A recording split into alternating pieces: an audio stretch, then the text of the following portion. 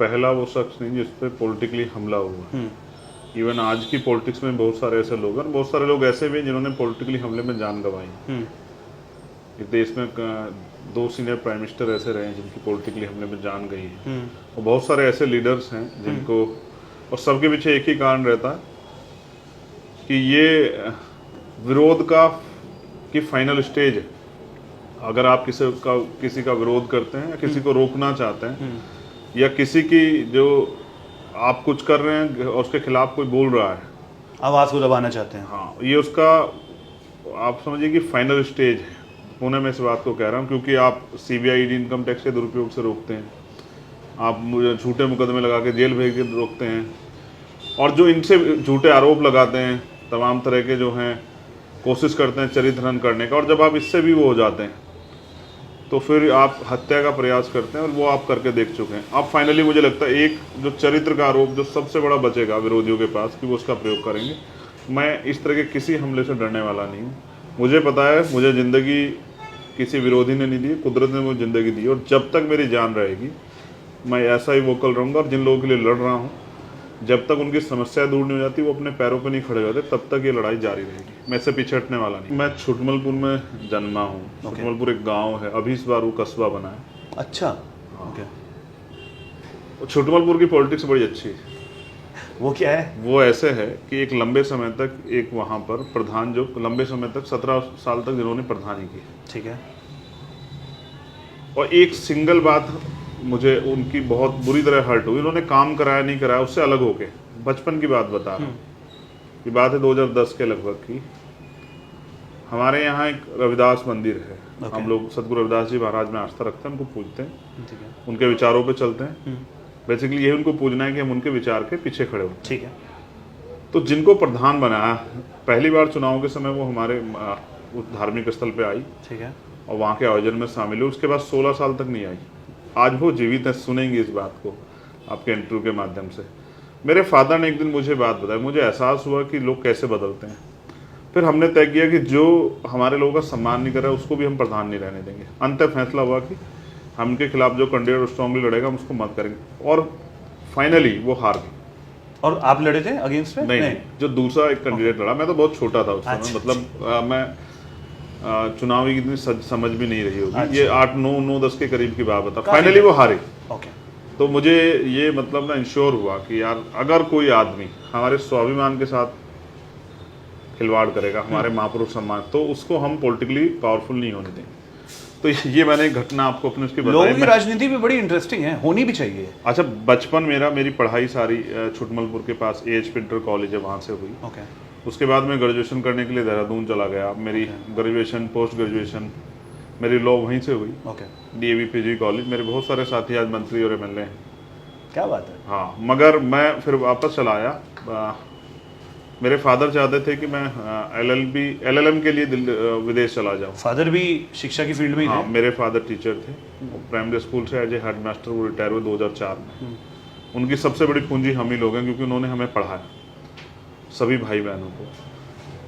तो मैं जाना चाहता था पढ़ने के लिए बाहर, क्योंकि उस समय साइबर क्राइम का बहुत स्कोप था। मेरे भैया हैं ताऊ जी के बेटे, वो इंजीनियर है। मेरे फादर ने उनसे बात की, और उनका मन था कि मैं यहाँ से पढ़ने के लिए वहाँ चला जाऊँ। लेकिन अचानक से मेरे फादर बीमार हुए। खूब चर्चा के बाद, और जब हम उनको दिल्ली लेके आए, Delhi heart and lungs hospital है कनॉट पैलेस पे, वहाँ उनको कैंसर डिक्लेयर कर दिया गया। फिर मैं लगभग 1.5 पौने 2 साल उनके साथ रहा। एक बेटे के लिए एक पिता हीरो से कम नहीं होता है, और मेरे पिता तो हीरो ही थे। मैंने कोई चीज़ मांगी और उन्होंने कभी ना कर दिया था, हुआ नहीं। उस समय उन्होंने जो मुझे सिखाया और जो मैंने देखा, हॉस्पिटलों को भी एक बार अच्छा अनुभव है मुझे कि किस तरह अमीर लोग जो हैं वो भर्ती भी हो जाते हैं, उनका अच्छा इलाज भी होता है, गरीब लोग अस्पताल के बाहर दम तोड़ देते हैं और डॉक्टर्स उनको देखने भी नहीं आता। ये भी मेरे जीवन का एक कड़वा अनुभव है। लेकिन 11 जनवरी 2013 वो रात, 10 तारीख की रात थी। मेरे फादर लास्ट टाइम मुझसे कह रहे थे कि चंद्रशेखर तुम भी चले जाओगे विदेश मेरे ठीक होने के बाद, वहाँ जाके पढ़ाई करके अच्छी जॉब भी वो कर लोगे, या अपना कोई तरह का एम्प्लॉयमेंट वहाँ जो है रोज़गार भी डेवलप कर लोगे, अब फैमिली भी हो जाएगी, सेटल हो जाओगे। लेकिन पता नहीं अपने देश में रह के कोई अपने देश के लिए कुछ करना क्यों नहीं चाहता। देश की आज़ादी के 75 साल बाद भी हम लोग वहीं के वहीं हैं। हम लोगों का मतलब कि बुनियादी जो आबादी है, एक बड़ी आबादी, वो हर उसमें 70-80% उसके हालात ऐसे, जिसको प्राइम मिनिस्टर कहते हैं कि 80 करोड़ लोगों को सस्ता भोजन देते हैं। तो मैं इस बात को गंभीरता से, मैंने उनके साथ रहते बहुत सारी चीज़ों पर चर्चा की। एक बहुत बड़ा दो मेरे बहुत अच्छे लॉजिक हैं, लॉजिक नहीं, वो सत्य है, जनता को धीरे धीरे समझ में आएगा जैसे जैसे मेरी बात को सीरियसली लेंगे। पहला ये कि 14 अगस्त 1947 को हम लोग इस देश में अंग्रेजों के गुलाम थे और 15 अगस्त 1947 को हम लोग आज़ाद हुए। लेकिन क्या 16 अगस्त 1947 को आर्थिक जो असमानता थी वो उसमें कुछ तब्दीली हुई? जो 14 अगस्त को जिसकी जेब में 100 रुपये थे, 16 अगस्त को 100 से कम तो ये होंगे, लेकिन कई लाख रुपए उसकी जेब में नहीं आया। वो सही बात है। उस तरह का डेवलपमेंट नहीं हुआ, क्योंकि देखो गैर बराबरी बहुत ज़्यादा थी और बहुत सारे अधिकार नहीं थे, बहुत सारे अवसर नहीं थे। तो उस पर बहुत बड़ा काम नहीं हुआ। इसके लिए बाबा साहब अम्बेडकर ने संविधान सभा में भी ये कहा कि राजनीति में 1 वोट 1 वैल्यू, इससे राजनीति में बराबरी तो आ जाएगी, लेकिन जब तक भारत में सामाजिक और आर्थिक गैर बराबरी रहेगी तब तक देश में समानता नहीं आएगी। हम सब लोगों को इसकी तरफ कदम उठाना चाहिए। सही बात है। तो आप ये सोचो, 26 जनवरी 1950 को भारत का संविधान लागू हुआ, उसके बाद बड़े पैमाने पर अवसर मिले, आरक्षण और तमाम तरह की चीज़ें उसी का एक हिस्सा है। तो भारत में जो सरकारी जॉब है वो 2% है। पहले शेड्यूल कास्ट शेड्यूल ट्राइब को आरक्षण मिला, उसके बाद 90 के करीब आके मंडल कमीशन में 27% आरक्षण ओबीसी को मिला। ये 2% नौकरियां हैं। भारत की आबादी 100% की 2% नौकरियां सरकारी, 98% प्राइवेट सेक्टर है। सही बात है। तो क्या सरकार ने तत्काल किसी को जमीन, रोजगार, धन, कोई उद्योग इस तरह कुछ उपलब्ध कराया कि लोग अपने पैरों पर समानता के साथ खड़े हो जाएं? जिन पे कुछ नहीं था वो भारत की, वो 14 अगस्त 1947 को, उनको क्या दिया सरकार ने? सरकार ने उनके लिए संविधान के जरिए जो पॉलिसी में अवसर थे उन्हीं को देने का काम किया।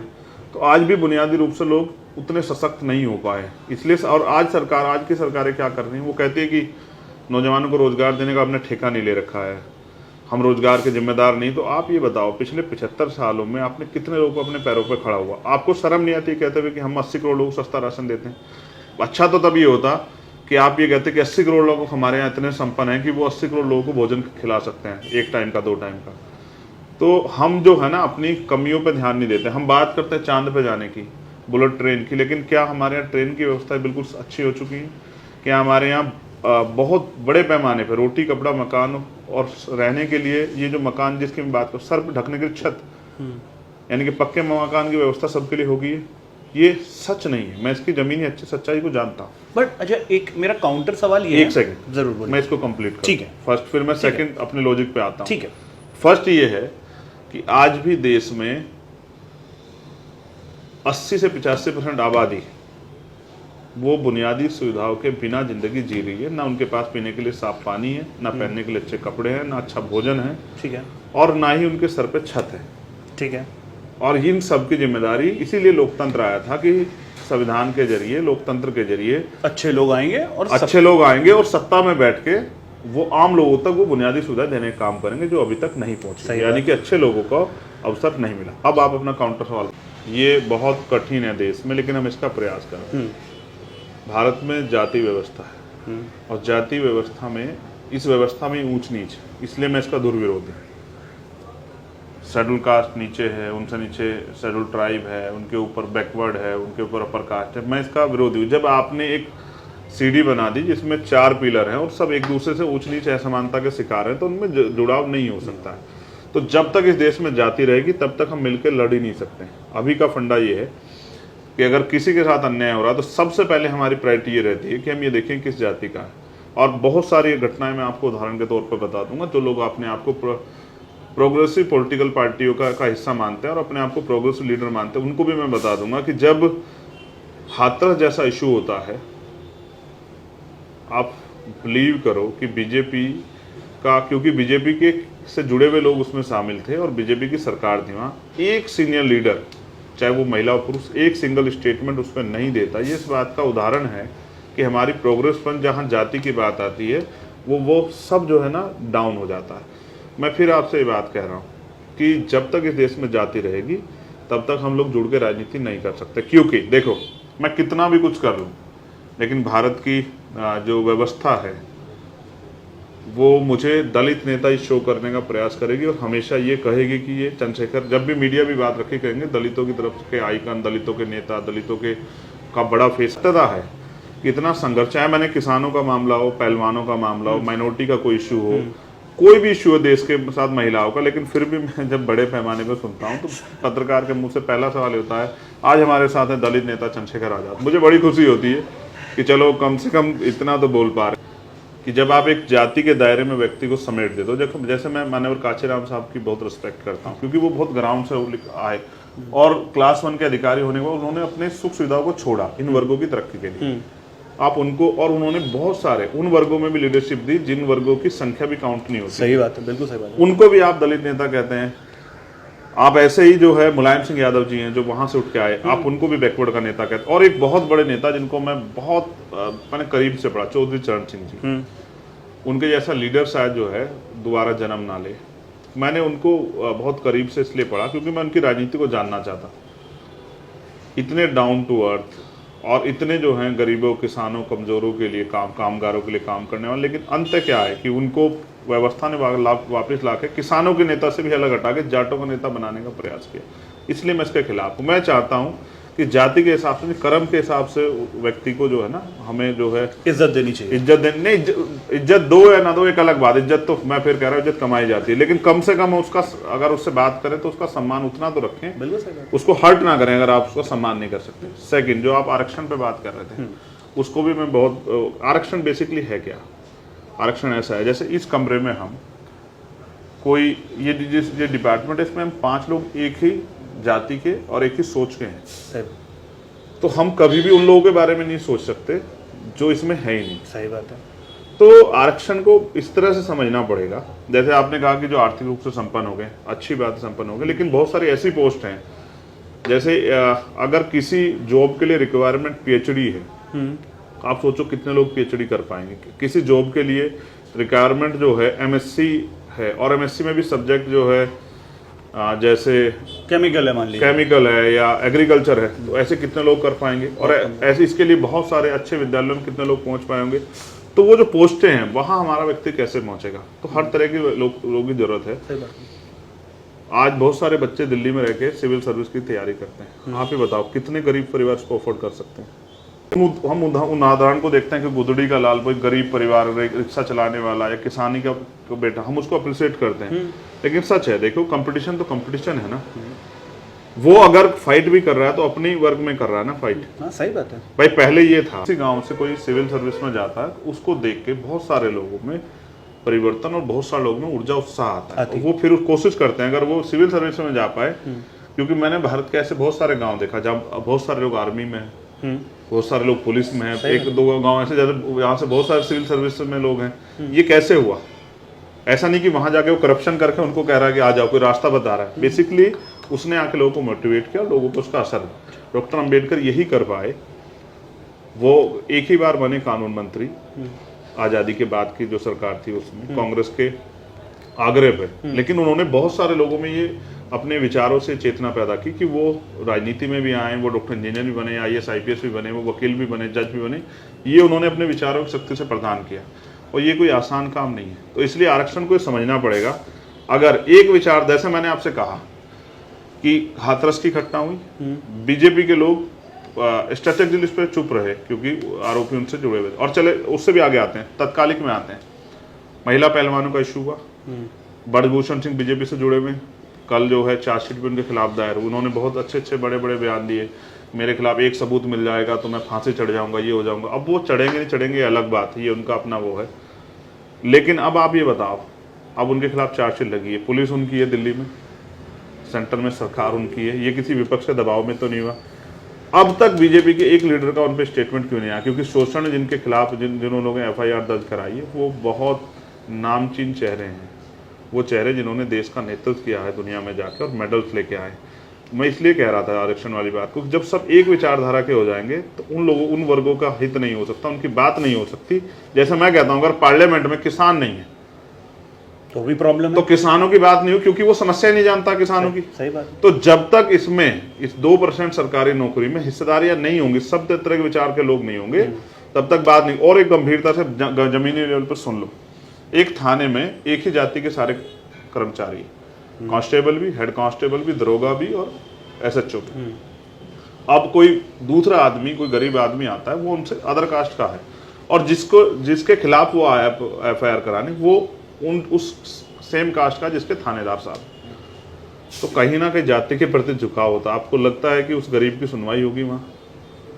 कहीं ना कहीं से कोई फोन आएगा कि भाई ये मेरी चाची का, ताई का, भाई का बेटा, यार इस तरह इसकी मदद कर दो, तो कहीं ना कहीं झुकाव होगा और न्याय नहीं होगा। इसलिए अगर हर तरह के लोग वहाँ होंगे, तो क्योंकि यहाँ जवाबदेही है सरकार सिस्टम में, तो कम से कम किसी को न्याय मिल सकेगा। इसलिए मैं कहता हूँ कि लोगों को आरक्षण को समझना चाहिए। 98% प्राइवेट सेक्टर है, उसमें आरक्षण नहीं है बॉस, और वहाँ मालिक तय करता है कि कौन किस कुर्सी पे बैठेगा।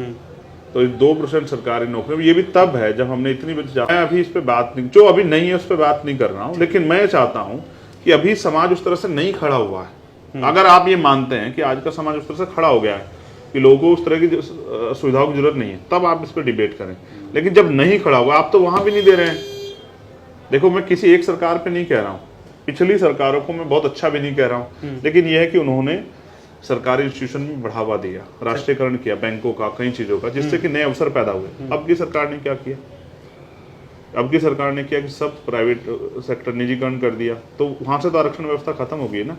अब तो मालिक तय करेगा। अच्छा, वो रेट भी कितने करते? सरकार सिस्टम जनता के लिए तो हितैषी है ना। जैसे मैंने आज ही पढ़ा कि पहले 125 रुपए के टिकट में लखनऊ से गोरखपुर जाते थे, 5 घंटे लगते थे। अब आप वंदे भारत से जा सकते हैं, 800 से 1200 रुपए करीब किराया है, और 4.25 घंटे लगेंगे। आप ये समझ रहे हैं किराया कितने गुना बढ़ गया? तो हमें जनता को सुविधा देनी है ना बॉस, या जनता की जेब काटनी है। सरकार देखो, अमीरों पे भी वही टैक्स है, गरीबों पे टैक्स। अमीरों को छूट मिल जाएगी, उनके हजारों लाख करोड़ रुपए माफ हो जाएंगे, लेकिन गरीब किसान का नहीं होगा, आम आदमी का नहीं होगा। बिजली का उसका बिल अगर नहीं भरेगा तो उसका कनेक्शन भी काट दिया जाएगा, उसके खिलाफ मुकदमा दर्ज होगा, वो जेल भी चला जाएगा। लेकिन आप बड़े बड़े पैसे वालों के, जो आपको चंदा देते हैं, उनका आप लाखों करोड़ रुपए माफ कर देंगे। इसका जवाब है सरकार के पास? आप कह रहे हैं कि GDP बढ़ी है, इसका सच नहीं बताओगे किस वजह से बढ़ी है और किसकी बढ़ी है GDP? आज ये जो यहाँ आप नहीं बताओगे, चंद लोग बहुत पैसे वाले हो गए हैं और बहुत सारे लोग और गरीब हो गए, ये नहीं बताओगे? आप उन चंद लोगों से GDP को तय कर दोगे? हर करना है ना, कुछ लोगों को तो बुरा लगेगा, जो कि किसी भी चीज देखो देश हित में अगर कुछ है तो बुरा लगेगा, ठीक है। तो किसी को बुरा हो या थोड़ा सा नुकसान हो जाए, देखो हम कुछ कर ही नहीं सकते। देखो अब ये भी आजादी है, अब उनको इस बात से कोई मतलब नहीं ना किसी को परेशानी हो या ना हो। बाहर ढोल के आवाज से डेक बज रहे हैं। मैं इस मामले में सभी के खिलाफ हूँ। धर्म आपका व्यक्तिगत मामला, और वो 4 दीवार के अंदर है तो बहुत अच्छा है। किसी का बच्चा किसी को, अच्छा सोचो ना, जाम लग गया है, कोई अपने बच्चे को लेके जा रहा है हॉस्पिटल, मैं आप कोई भी हो सकता है, उसके मन पे क्या बीतेगा इस समय में? अगर वो 1 मिनट की देरी से नुकसान हो गया ना, तो पूरी जिंदगी गाली देता रहेगा। अगर कोई अपनी माँ को, बीवी को, बच्चे, किसी को लेके जा रहा है, किसी की ट्रेन है, किसी की का फ्लाइट है, उसको क्या होगा? वो तो अपने टाइम शेड्यूल चल रहा है। उस समय ये लोग उनके खिलाफ, उस समय इन लोगों में ना, उनको आरोपियों से, अपराधियों से ज्यादा नहीं लगेगा। मैं कहीं भी, किसी भी फील्ड में, मुझे ऐसा लगता है कि यहाँ मुझे इसको एक बार और सोचने समझने की जरूरत है, तो मैं डॉक्टर बाबा साहब अम्बेडकर को पढ़ता हूँ। क्योंकि जिन फील्ड में आज हम काम कर रहे हैं, चाहे वो सोशली हो, पॉलिटिकली हो, इकोनॉमिकली हो, इसके साथ साथ चाहे वो रिलीजन बेस हो, तो डॉक्टर बाबा साहब अम्बेडकर हमारा मार्गदर्शन करते हैं। मैं जब उनको करीब से पढ़ता हूँ, उनके जीवन को मैं पढ़ता हूँ, किन बुरी परिस्थितियों में उन्होंने अपने आप को खड़ा रखा, और उन्होंने किस तरह से हम लोगों के लिए नए अवसर पैदा किए, और देश के लिए उनका कितना बड़ा समर्पण था। उनके कमिटमेंट को हम लोग याद करते हैं कि जब उन्होंने कहा कि मैं इस काम को करूंगा तो करूंगा, और जब उन्होंने जिस काम को करने में विफल हुए तो उन्होंने केंद्रीय मंत्री के पद से, कानून मंत्री के पद से इस्तीफा दे दिया। ये भी एक उनका डेडिकेशन है, उनका कमिटमेंट है। बाबा साहब अम्बेडकर हमें बहुत सीख देते हैं। बाबा साहब, बेसिकली मैं बाबा साहब को पूजता नहीं हूँ, उनको पढ़ता हूँ। आज मैं आपके चैनल के माध्यम से ज़रूर कहना चाहता हूँ, स्पेशली उन लोगों को जो बाबा साहब अम्बेडकर को मानते हैं। बाबा साहब अम्बेडकर ने कॉन्स्टिट्यूशन के आर्टिकल 25-26 में धार्मिक आज़ादी की बात कही सभी के लिए।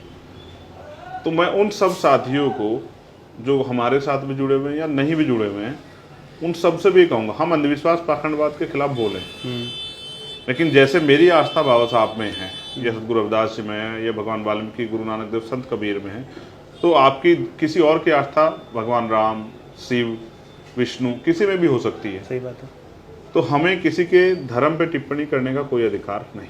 ठीक है, बिल्कुल सही। हम किसी पर टिप्पणी करें और किसी विरोधाभास की ज़िंदगी में जाइए, अच्छा नहीं है। हमें अपने गोल की तरफ ध्यान रखना चाहिए। अगर हम रिफॉर्म चाहते हैं सोसाइटी में, तो हमें उसको उस तरह से काम करना चाहिए, ना कि किसी के खिलाफ प्रचार करके। तो मैं फिर स्पेशली कहूँगा, देखो मैं आज इस बात को इसलिए एक्सेप्ट करता हूँ क्योंकि 8 साल पहले के चंद्रशेखर में और आज के चंद्रशेखर में ज्ञान के मामले में बड़ा फ़र्क है। उसको उसके जीवन में एक लंबा समय बढ़ा, उसकी एज बढ़ी है, उसने बहुत सारी किताबों को, बहुत सारे महापुरुषों को पढ़ा है। तो देखो, मैं किसी को मानता नहीं मानता, इससे फ़र्क नहीं पड़ता। हमारी पार्टी में भी बहुत सारे लोग हैं जो हिंदू धर्म के धार्मिक जो महापुरुष हैं, ईश्वर है, उनमें आस्था रखते हैं। मुझे उनसे कोई आपत्ति नहीं है, उनको रखनी चाहिए। मुस्लिम समाज के भी हैं, क्रिश्चियन समाज के भी है, सिख समाज के भी है, बौद्धिस्ट समाज के भी हैं। तो वो धर्म आदमी का व्यक्तिगत मामला है। जब हम राजनीति कर रहे हैं तो हमें उसमें उसके बीच धर्म को नहीं लाना चाहिए और हमें किसी को कटाक्ष नहीं करना चाहिए। जब आप किसी और पे करोगे तो आपको अपने ऊपर भी सहने के लिए तैयार रहना चाहिए। इसलिए मैं अपने साथियों को समझाऊंगा कि उनको नहीं करना चाहिए, क्योंकि मैं करता नहीं, उनको मुझसे सीख लेनी चाहिए। बहुत सारे लोग इस तरह करते हैं और उसका कोई फ़ायदा नहीं। हम प्यार बढ़ाएं, ना कि नफरत। सही बात है। तो मैं ये मेरी इसलिए भी अपील है क्योंकि बहुत सारे लोगों ने मुझे बहुत सारी चीज़ों के खिलाफ मतलब उस तरह का बना के खड़ा किया अपने एजेंडे में कि चंद्रशेखर ये करते हैं। बिल्कुल नहीं करता हूँ, ना मुझे इससे कोई फ़र्क पड़ता है। मुझे इसमें कोई इंटरेस्ट नहीं कि आप किस धर्म को, किस ईश्वर में आस्था रखते हैं, मुझे इससे कोई फ़र्क नहीं पड़ता। हाँ, अगर आप और मैं मिल के किसी अच्छे काम के लिए, पवित्र काम के लिए, जिससे कि जन कल्याण हो, लोगों को अवसर मिले, लोग अपने पैरों पर खड़े हों, लोगों को स्वाभिमान सम्मान जीवन मिले, तो मैं आपके साथ मिलकर काम कर सकता हूँ, मुझे कोई दिक्कत नहीं। मैंने कहा अपने एक साथी को कि भक्त चारों तरफ है और आज हमें भक्तों की जरूरत नहीं है। भक्तों की वजह से नाश हो रहा है। जब आप तथ्य विहीन हो जाते हैं, जब आप व्यक्ति की वजह से किसी इशू पे बात ही नहीं करना चाहते, उसकी कमी और उसके जो है खूबी देखना ही नहीं चाहते, इसलिए इसके लिए बाबा साहब अम्बेडकर ने एक बहुत अच्छा स्लोगन कहा है। उन्होंने कहा कि धर्म में तो नायक पूजा अच्छी बात है, लेकिन राजनीति में नायक पूजा नहीं होनी चाहिए, वरना व्यक्ति तानाशाह हो जाता है। तो आज अगर तानाशाही का निर्माण हुआ, इसके लिए लोग खुद जिम्मेदार हैं। अगर वो नहीं देखेंगे, देखो बुद्ध ने कहा कि जीवित व्यक्ति कभी महापुरुष नहीं हो सकता है, क्योंकि जीवित व्यक्ति में कब परिवर्तन हो जाए इसको नहीं कहा, आखिरी पल तक नहीं पता। हाँ, सही बात है। हो सकता है, वो जीवित व्यक्ति से कभी भी अपराध हो सकता है, गलती से भी हो सकता है, स्वार्थ में भी हो सकता है। सही बात। तो इसलिए उन्होंने कहा कि जिंदा व्यक्ति कभी महापुरुष नहीं हो सकता। महापुरुष अगर किसी को मानना है, जिसके पीछे खड़ा होना है, उसके लिए उसके कर्म और उसका जीवन ही हम लोग उसके जीवन संघर्ष को, उसके कर्मों को, उसके समर्पण को देख के हम लोग ये फाइनली महसूस करते हैं कि ये व्यक्ति महापुरुष है या नहीं है। क्योंकि हमारे यहाँ मैंने देखा भारतीय राजनीति में पैर छुआने का एक बहुत बड़ा वो है। मैं हमेशा मना करता हूँ कि भाई पैर मत छुआ करो। मैं हमेशा कहता हूँ ये गैर बराबरी का नहीं है। अगर पैर छूने तो अपने माँ बाप के छू, जिनसे पैदा हुए, बड़ों के। मैं भी छू लेता हूँ, बड़ों के, माँ के भी छूता हूँ, अपने गुरुओं के भी छूता हूँ, मैं हैंडशेक करता हूँ।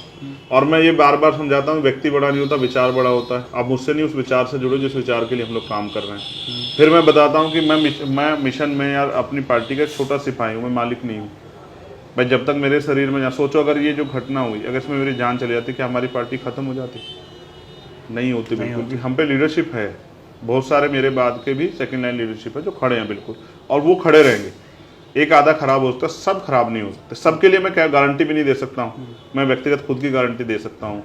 तो इसलिए मैं कह रहा हूँ, मैं बार बार लोगों को समझाता हूँ, मैं बाबा साहब अम्बेडकर या फूले या साहू, पेरियार, या जैसे मैंने चौधरी चरण सिंह, माननीय काशीराम साहब, माननीय मुलायम सिंह यादव जी, मामना राम सुबर्मा, बाबू जगदेव प्रसाद कुशवाहा, जननायक कपूर ठाकुर की बात की। मैं बाबू जगदेव प्रसाद कुशवाहा जी का नाम इसलिए ले रहा हूँ क्योंकि उनको ऐसे ही एक आंदोलन में गोली लगी, उनकी जान चली गई। तो मैं पहला व्यक्ति नहीं हूँ जिसने इस गोली का सामना किया, और मैं आखिरी भी नहीं हूँ। मेरे बाद भी कोई अच्छा काम करेगा हूँ या कहीं वो करता हूँ, मुँह करता हूँ, तो मैं सतर्क हो गया हूँ बहुत ज़्यादा। मुझे महसूस होता कि गोली कहीं से भी आ सकती है। मैंने बहुत दिन पहले मुझे एक महाराष्ट्र से एक टी शर्ट गिफ्ट हुई थी, उस पर लिखा था तुम्हारी एक गोली पे मेरा भी नाम लिखा हुआ है। ये वहाँ का स्लोगन है, किसने कहा, वो टी शर्ट पे छपा हुआ था। आज सुबह सुबह जैसे मैं उठा, मैंने जैसे टी शर्ट निकाली, सबसे पहले टी शर्ट मेरे सामने वो ही आई और मुझे याद आया, अभी कुछ दिन पहले मैं खतरे पर जिक्र कर रहा था। देखो, मेरी लड़ाई किसी जाति के खिलाफ नहीं है, किसी धर्म के खिलाफ, मेरी लड़ाई अन्याय के खिलाफ। जो भी अपराध करेगा, कोई भी हो, चाहे कितना भी ताकतवर हो, मैं लड़ूँ। आज भी इस बात को कह रहा हूँ, कल भी था और हमेशा ऐसा ही रहूँ। दूसरा, मेरी जात लड़ाई उन लोगों के अधिकारों के लिए जिनको इंसान भी नहीं समझा जा रहा है, जो जानवरों से बुरा जीवन यापन कर रहे हैं, लोग उनकी तरफ देख नहीं रहे। मेरी लड़ाई उनके लिए है, व्यक्तिगत मेरे लिए नहीं। मैं तो लॉयर भी हूँ,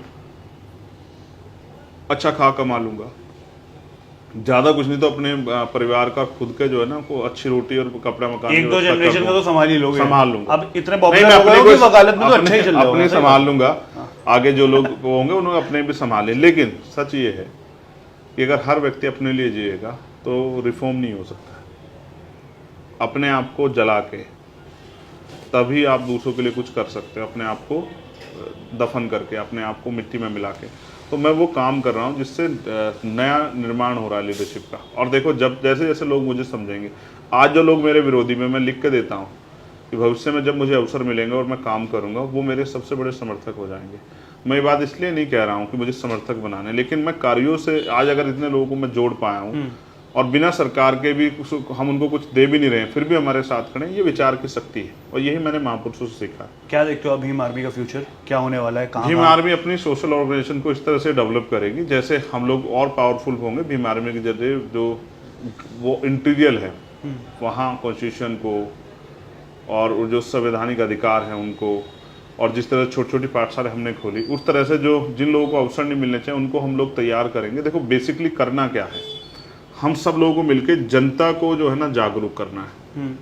उन्हीं के लिए तो काम कर रहे हैं। जिस दिन लोग जागरूक हो जाएंगे, आपको पता हो जाएगी मेरी जेब में जो पेन लगा ये आपका है, फिर आप इसकी मांग करोगे, आप इसको किस ना किस तरह लेने का प्रयास करोगे। बस हमें जनता को उनके अधिकार बताने, ठीक है, उसके लिए जागरूक करना। बट किस तरीके से होता है? मतलब अवेयरनेस कैंप्स होते हैं? हाँ, छोटी छोटी मीटिंग्स होती हैं, गाँव में जाते हैं, मीटिंग करके पूरे गांव को इकट्ठा करके, स्पेशली उन वर्गों को जिन वर्गों को बहुत बुनियादी जरूरत है। जैसे आपके पास 2 रोटी है, एक से आपका पेट भर जाए, एक आप किसे दोगे? उसको जिसके पास पहले से एक्स्ट्रा पड़ी हुई है, उसको जिसके पास कुछ भी नहीं है। अभी मैं उनके लिए ज़्यादा काम कर रहा हूँ जिनके पास कुछ नहीं है, तो हम उनको इकट्ठा करके, मैं भी जाता हूँ, हमारे नीचे की लीडरशिप भी जाती है, वो जाके उनको समझाने काम करती है कि भाई संविधान ने आपको अधिकार दिया। सबसे बड़ा अधिकार है वोट का अधिकार, जो करोड़ों रुपए से महंगा है। अगर आपने अपनी वोट को, कहते हैं वोट 2 धारी तलवार है, अगर आपने इसको विरोधी को दे दिया तो वो ताकतवर होकर आपके संवैधानिक अधिकारों को और आपके सम्मान सुरक्षा के साथ खिलवाड़ करेगा।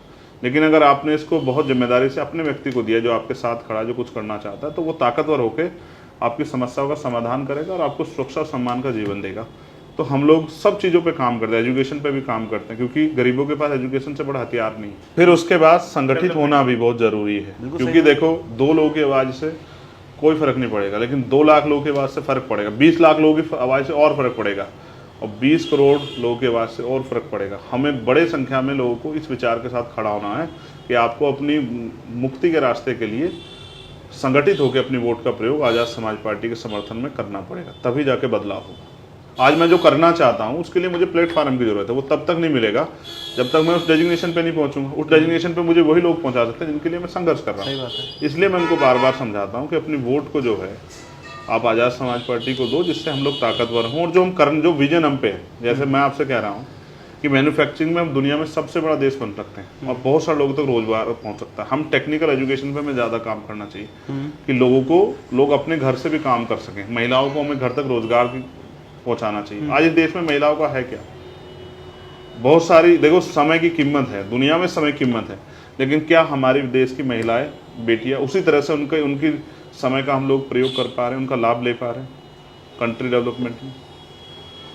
वो घर पे ही तो रह रही हैं, बस वो करना भी चाहती है, लेकिन हमने इस तरह का हमारे यहाँ व्यवस्था है कि उनको अवसर नहीं मिल रहे हैं, उनको मजबूरी में टीवी देखना पड़ रहा है, घर में वो है। अगर हम उनके समय का सही प्रयोग करें तो बहुत कुछ। अभी तो मैं सच कह रहा हूँ, जिस समाज का हम लोग नेतृत्व कर रहे हैं वहाँ तो पुरुषों के पास उस तरह के अवसर नहीं है।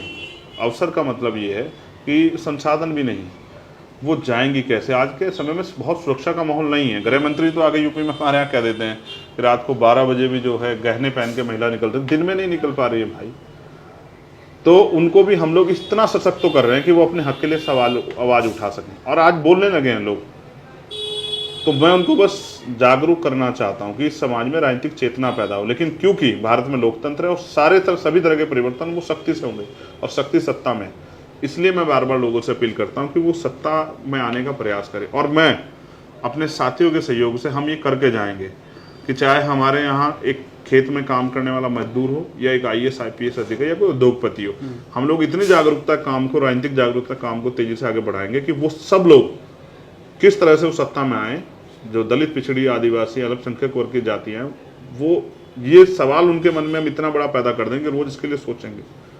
वो जातियां जिनका एक MLA भी अभी नहीं बना होगा, मंत्री तो बहुत दूर की बात, जिनका भी एक IAS IPS भी नहीं बना, उन जातियों को भी पैरों पे खड़ा करना। जैसे हमारे यहाँ बहुत सारे मोस्ट बैकवर्ड केस जाता है, पाल है, प्रजापति है, कश्यप है, निषाद है, मल्ला है, सैन है, जिसको हम सविता समाज भी कहते हैं।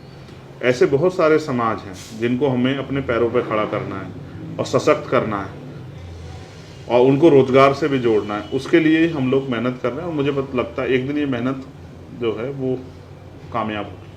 और पार्टी बहुत अच्छी तैयारी कर रही है। देखो, क्योंकि अभी तो मीडिया सिर्फ मुझे दिखाते हैं, उन लोगों को नहीं दिखाती, लेकिन सच ये है कि बहुत बड़े बड़े प्रोग्राम्स होते हैं, बहुत मेहनत जारी है, और बहुत अच्छे परिणाम आने वाले हैं। मध्य प्रदेश, राजस्थान दोनों, छत्तीसगढ़ से भी, लेकिन मध्य प्रदेश, राजस्थान से ज़्यादा उम्मीद है कि वहाँ बहुत अच्छे परिणाम आने वाले हैं। और उम्मीद लेवल पे काम किया गया। हाँ, उम्मीद हम अपनी जगह बनाने में कामयाब हो पाएंगे। सत्ता की जो चाबी है, जो आफ्टर इलेक्शन, आफ्टर रिजल्ट जो है, जिसके जरिए सत्ता बनेगी, सरकार बनेगी, वो चाबी हमारे हाथ में रहने वाली दोनों स्टेट में। अच्छा, हम इतना वोट ऑफ परसेंटेज जो है और इतनी सीटें जो है हम लोग लेके आ जाएंगे। मुझे इतना विश्वास है वहाँ के कार्यकर्ता और नेताओं की मेहनत पे। अच्छा, कि हमारे जरिए सरकार बनेगी। तो जब हम स्टेटमेंट हवा में नहीं देता हूँ, जैसे अभी 21 तारीख को हमारी रैली है, एक प्रदर्शन है हमारा MP में? नहीं, यहीं पे दिल्ली जंतर मंतर पे। ओके। और वो प्रदर्शन इसलिए है क्योंकि ये जो हमला है, ये एक हमला है, लेकिन सरकार और भी हमले कर रही है। सरकार CBI, ED, इनकम टैक्स द्वारा विपक्ष पे हमले कर रही है। सरकार इस तरह के कानून ला के किसानों पे, अल्पसंख्यकों पे हमले कर रही है। सरकार जो है झूठे मुकदमे लगा के एक्टिविस्टों पे, पत्रकारों पे हमले कर रही है। इन सब हमलों के खिलाफ हमने एक प्रोटेस्ट जो है ना कॉल किया 21 तारीख को, 21 जुलाई 2023, जंतर मंतर पे सुबह 11 बजे। और मेरा विश्वास है, हमेशा की तरह जिन लोगों ने मुझे यहाँ तक ला खड़ा के दिया, वो फिर मेरे मान सम्मान की रक्षा के लिए अपने सीमित साधनों से दिल्ली आएंगे, और दिल्ली की सरकार को एहसास कराएंगे कि इन गोलियों से हम लोग डरने वाले नहीं हैं, ना ही किस तरह के मुकदमे या किसी भी सरकारी मशीनरी के दुरुपयोग से। तब तक मैंने दुनिया का वही हिस्सा देखा था, अपना व्यक्तिगत घर और जो आसपास का समाज। फिर जब मैं दूर तक निकला तो मैंने लोगों की समस्याएं देखी, और मुझे एहसास हुआ कि नहीं, अभी बहुत काम बाकी है। तो मुझे किसी ना किसी को जिम्मेदारी उठानी पड़ेगी। किसी ना किसी को तो आगे फ्रंट लाइन में खड़ा होगा, जो जिसको गोली, लाठी, मुकदमों सबका सामना करना पड़ेगा। अब तो हमारे नीचे कार्यकर्ताओं को भी सहना पड़ता है, लेकिन फ्रंट रो में किसी को रहना पड़ता है। जैसे हमारे यहाँ कहते हैं कि भाई सब लोग चाहते हैं कि सरदार शहीद आजम भगत सिंह और चंद्रशेखर आजाद पैदा तो हों, लेकिन हूँ पड़ोसी के यहाँ, क्योंकि उनको शहादत भी देनी है।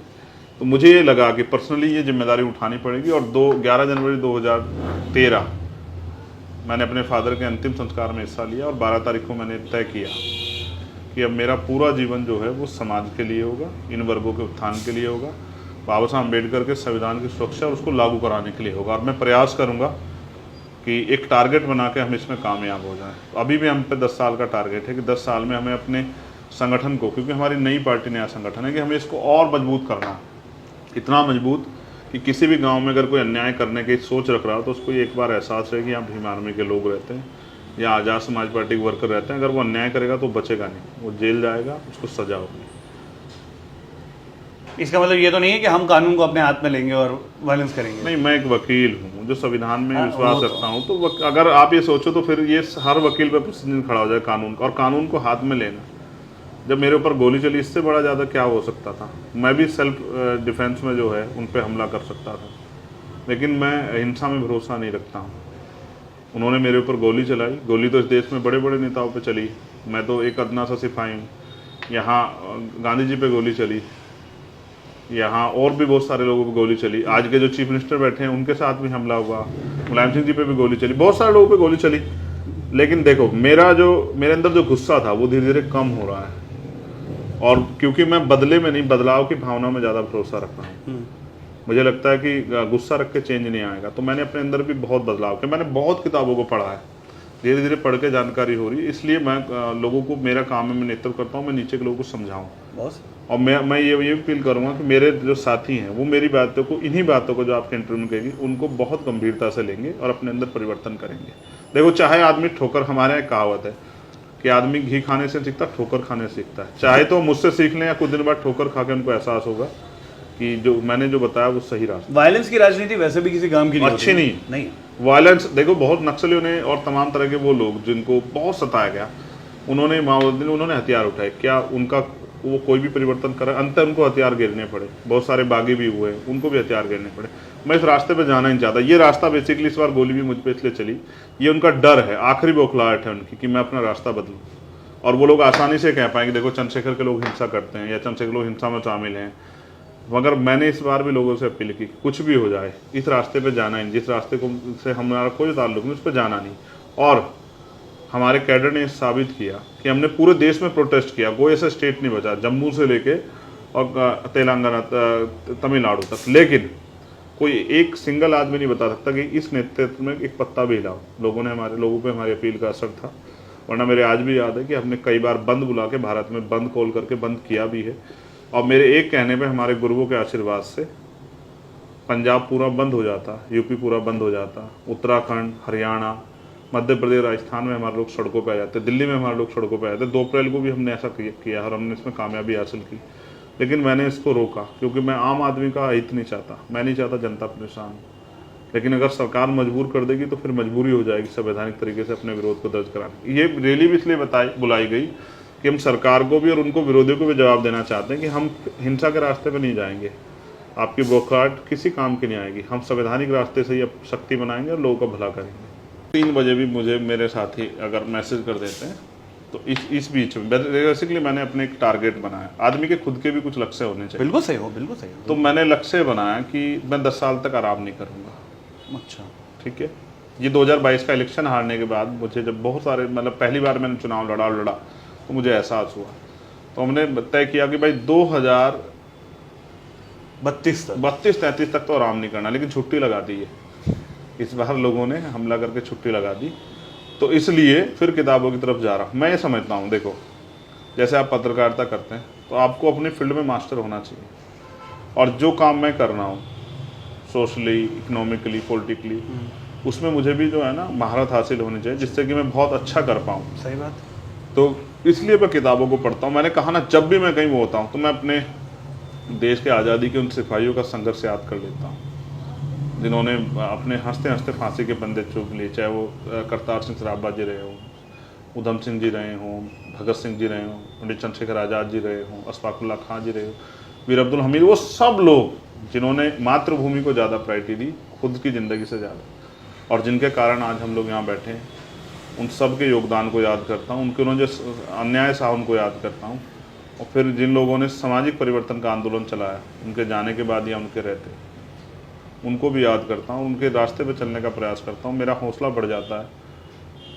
मैं कभी डिमोलाइज नहीं होता हूँ, होना भी नहीं चाहिए। इसलिए नहीं होता हूँ, अगर मैं ही डिमोलाइज हो गया तो नीचे के लोग क्या करेंगे। इसलिए मैं फिर इस गोली के घाव के साथ भी भरतपुर की रैली में गया। 1 तारीख को 28 में गोली लगी मुझे शाम के टाइम।